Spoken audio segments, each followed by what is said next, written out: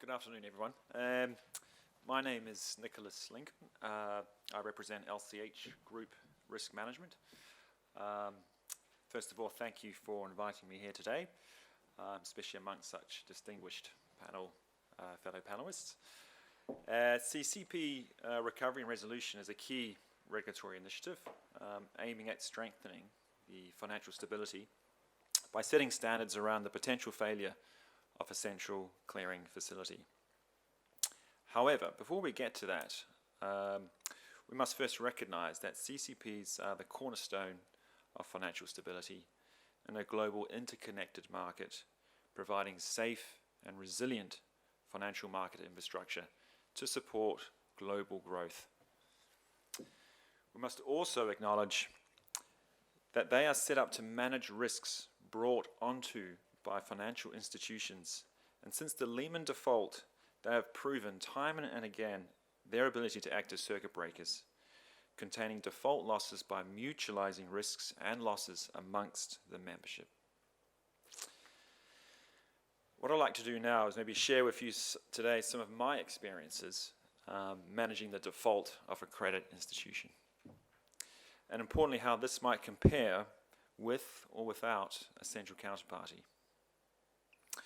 But before I start, just to understand my audience a bit more, probably not as big as a crowd as I was hoping, but I understand there's many people here in the policy making or advisory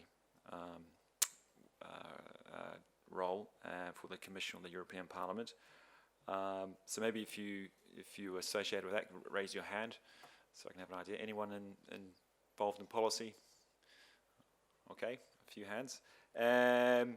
Raise your hand if there are any representatives of EU member states today. Okay, one.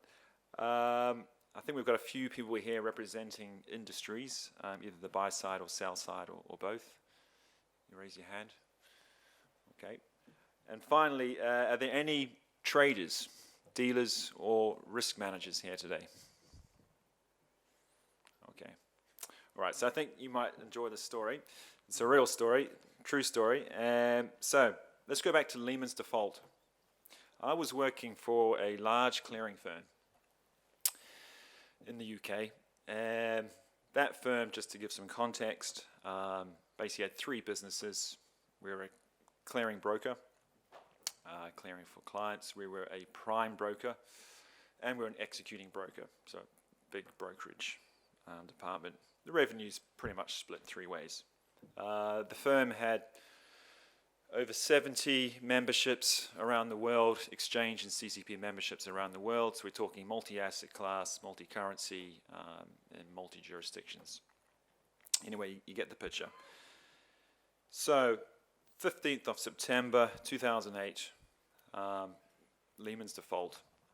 So our exposures, credit exposures to Lehman's, originated through the way we set up our business. So in prime brokerage,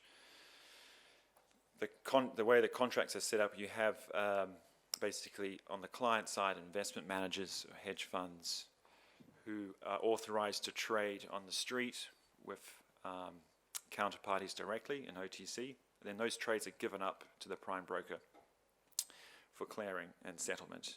So on my side, I have all the assets from the funds to cover the risk. But on the liquidity provider side, I face the street, so Lehman Brothers, normally papered under an ISDA CSA framework. So basically, I'm back to back. I've got an LP, liquidity provider, on one hand, and customers on the other. Okay.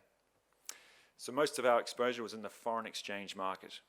Okay, we're talking billions of notional, spot, forward, and options. Okay. So on the Friday before the Monday, you can imagine I'm a little bit nervous. Okay, Lehman's is going down, market's going crazy. It's the classic, what you might call now plausible, but the implausible scenario materializing. Okay, so I come to work in the weekend. I spend all of Saturday, Sunday analyzing the positions, making very sure that I've reconciled every trade, every position, and I know exactly what we're sitting on and what we need to do. That took me all weekend. I won't go into the details. Come Monday morning, London time, I organise a big meeting to develop the strategy of how we're going to replace these trades in the event Lehman's does indeed default. To compound the problem, on the Wednesday, that was the IMM settlement date for the futures market. So Bruce, where is he? I'm sure he'll be familiar with this. So a lot of the foreign exchange will be settling in CLS on the Wednesday. So this is Monday morning. I've got massive exposures settling on Wednesday. And if I don't cover those trades, I won't have any liquidity to settle my obligations with my customers, which will be very angry hedge funds and you name it around the world. So we developed a plan. The idea was to obviously send the default notice once they'd filed for Chapter 11 and then begin replacing those trades on the Tuesday. So Lehman filed, I think, in the afternoon. In those days, you had to actually physically deliver the default notice by courier in New York. Once that was done, we could start our plan. So we executed the plan on the Tuesday. It was a coordinated approach.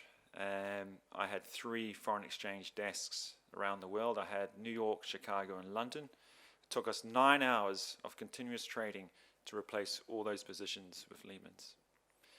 And we did it in a way that the street or the market couldn't see what we were doing. So trying to spread out the executions throughout the day, in a smart way, if you might call that today. Obviously, once I'd sent the instructions out to the desk, they just get on with it because they're executing brokers. They're not proprietary traders. They just execute. They're very good at it, and the executions went very well. But on my side, you can imagine the stress. What if I had bought dollars instead of selling dollars? What if I had got the euro and the Swiss mixed up? All these sorts of things go through your mind in the middle of a default. Fortunately for us, we covered the positions by end of New York Tuesday. I then instructed to rescind every trade against Lehman Brothers Tuesday night or Wednesday morning before the session opened in CLS. I have to say I've never rescinded a trade in CLS, so it was quite a big deal. All trades were rescinded, all the new trades had been matched, and all our settlements went through with their new counterparties as expected. So obviously I was very relieved, and we replaced those trades at a cost, fortuitously, actually above what I call scratch. So we actually, the cost of replacing trades was actually in the black, not the red. But bear in mind that Lehman's had our collateral under the CSA. So when you set off these gains and losses, I think overall we came out a little bit up, which was good, but that was just luck. If the market had gone the other way, I could have lost hundreds of millions of dollars. So it was a good ending. Now, during that process, I mentioned when we were executing the trades, I would describe it as a pretty high level of opacity to our external stakeholders. Our supervisors weren't really knowing what we were doing. There's no external oversight. We had to get it done, and then only until everything had been done could we then say, okay, we've now removed all our credit exposure from Lehman's. So if we just pause for a minute, and let's replay that scenario, and let's compare if those trades, those foreign exchange trades, had been cleared centrally. How would my experience now fare? So had those trades been cleared centrally, from my point of view, the non-defaulter's point of view, so in that bilateral arrangement, I was the non-defaulter, I'm the good guy, Lehman's the bad guy. There would have been no need to enter the market to replace all those trades. There would have been no need to rescind the trades in CLS. I would have had continuity of settlement, so touching on the continuity of services. And most importantly, I would have avoided the potential losses arising from replacing all those trades. So replacement cost, market risk, credit risks. I have to trade with a new counterparty who might be even lower credit quality, who knows.